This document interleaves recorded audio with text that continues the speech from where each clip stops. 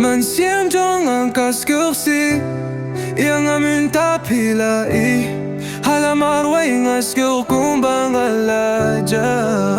jau ki umad na kikhmat jing shet shukor ngala yomat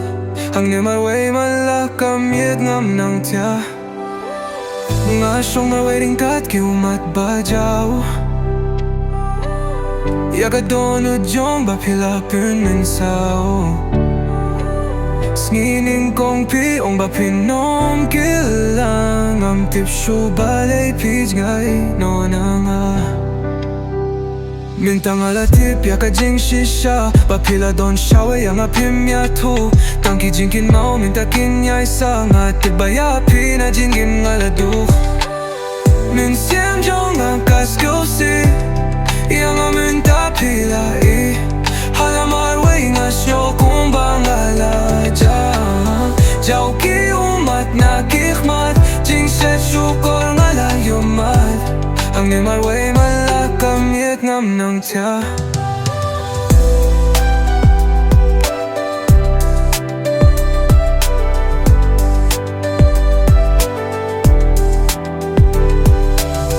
Tang shiteng por ka jing yade